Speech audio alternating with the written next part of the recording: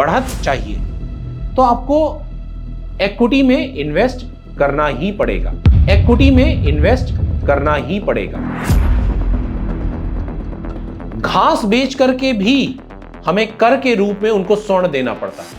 आज के दिन में मानते हैं इंश्योरेंस वर्सेस म्यूचुअल फंड, ऐसा नहीं है। ये इंश्योरेंस प्लस म्यूचुअल फंड है। भोजन करते हैं तो क्या आप सिर्फ प्रोटीन्स खा सकते हैं?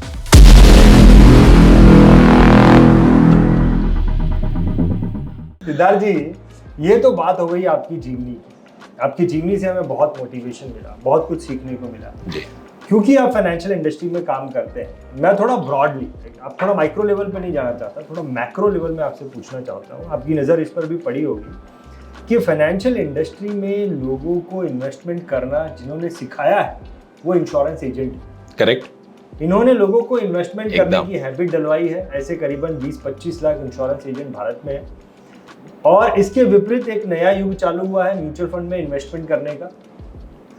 आपको क्या लगता है, ये जो लाइफ इंश्योरेंस एजेंट्स ने जो गारंटीड प्लान में इन्वेस्टमेंट करना सिखाया, गारंटीड प्लान वर्सेस आज के जो नए म्यूचुअल फंड इन्वेस्टमेंट है, देखो म्यूचुअल फंड इन्वेस्टमेंट करीबन 50,000 1 लाख लोग इसको चला रहे हैं। लाइफ इंश्योरेंस को 20 लाख 25 लाख लोग इसमें कार्यरत हैं। तो लेकिन आजकल म्यूचुअल फंड का बोलबाला थोड़ा ज़्यादा है। अगर मैं guaranteed investment plan versus mutual fund अगर बातचीत करूं तो आप किसे श्रेष्ठ मानते हैं? और अगर म्यूचुअल फंड को श्रेष्ठ मानते हैं तो क्या ये डाउन हो गए? क्योंकि वेल्थ तो लोगों ने एक्चुअली यहाँ बना के अपने बच्चों को फॉरेन भेजा है। आपको क्या लगता है? यहाँ पर है कि भाई आपका पैसा 20 साल के लिए लॉक हो गया, 7% रिटर्न मिलेगा। यहाँ पर आपको आज़ादी है, एक भी दिन के लिए पैसा लॉक नहीं है म्यूचुअल फंड में, और रिटर्न भी जो है 12%, 20%, 25% तक लोगों को मिले। वर्सेस क्या बातचीत बोल रहे हैं? बहुत बढ़िया प्रश्न है आपका रंजीत जी। देखिए, समय सब चीज का निर्धारण करता है। एक समय था जब आप बाल्य अवस्था में थे। बाल्य अवस्था में आपकी जरूरतें क्या थी? बाल्य अवस्था में आपको अपने माता पिता का सानिध्य सबसे ज्यादा महत्वपूर्ण था। आपकी सुरक्षा सबसे ज्यादा महत्वपूर्ण थी। आपको भोजन मिलता रहे सबसे ज्यादा महत्वपूर्ण था। आप युवा बने, आप में जोश आया, आपको अपने लिए कुछ करने की इच्छा जागृत हुई। आपके बच्चे हुए, आप 40 से 45 साल की अवस्था में आ गए। अब आपके पास थोड़ा धन भी है, लेकिन आपको अपने नाम चाहिए। आप 60-65 साल की अवस्था में आ गए। आपको मोक्ष की तरफ बढ़ने का रुझान ज्यादा है। आप चाहते हैं कि ईश्वर की कृपा पर बने कि आप बुद्धिमंद नहीं हो, आपके हाथ पांव सब चलते रहे। उसी तरीके से ये हम आज के दिन में मानते हैं इंश्योरेंस वर्सेस म्यूचुअल फंड, ऐसा नहीं है। ये इंश्योरेंस प्लस म्यूचुअल फंड है। जब भारत आजाद हुआ, जब भारत को स्वतंत्रता मिली, तो हमारे पास 1000 सालों का जो स्वर्ण था वो ब्रिटिशर्स ले जा चुके थे। घास बेच करके भी हमें कर के रूप में उनको स्वर्ण देना पड़ता था। पहली चीज क्या हुई? अपने स्वयं के लिए तो हमने रियल एस्टेट बनाना शुरू किया। इसीलिए लोग रियल एस्टेट में क्यों इन्वेस्ट ज्यादा करते थे? क्योंकि घर ही नहीं थे, कुछ नहीं था, हम सड़क पर रह रहे थे। ब्रिटिशर्स हमसे जो यूके के जो ब्रिटिश के लोग थे, हमसे सब कुछ ले गए थे। तो सबसे पहले आपको अगर एक फाउंडेशन डालनी है तो क्या आपका एक अपना घर तो होना चाहिए, छोटा बड़ा। उससे भी पहले आपको बेसिक फूड, तो पहले कहते थे ना रोटी कपड़ा मकान, सबसे पहले क्या? रोटी। तो जब रोटी मिल गई तो कपड़ा आया, फिर जब कपड़ा हो गया तो मकान आया। इसके बाद आज सबके पास अत्यधिक मकान है, छोटा बड़ा उस तरीके से, तो आपकी नीड्स बढ़ी। आज वाईफाई आपके लिए सबसे ज्यादा एसेंस है। रोटी कपड़ा मकान के बाद सड़क बिजली पानी, सड़क बिजली पानी और वाईफाई। तो अगर मैं आज आपको रोटी दूं तो आप प्रसन्न होंगे? शायद नहीं होंगे, क्योंकि नीड्स बदल गई हैं, आपको रोटी स्वयं मिल रही है।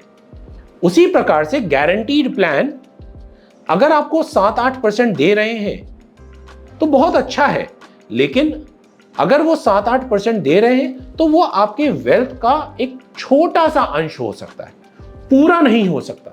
और मैं आपको एक और चीज बताता हूं, इंश्योरेंस हम लेते क्यों थे?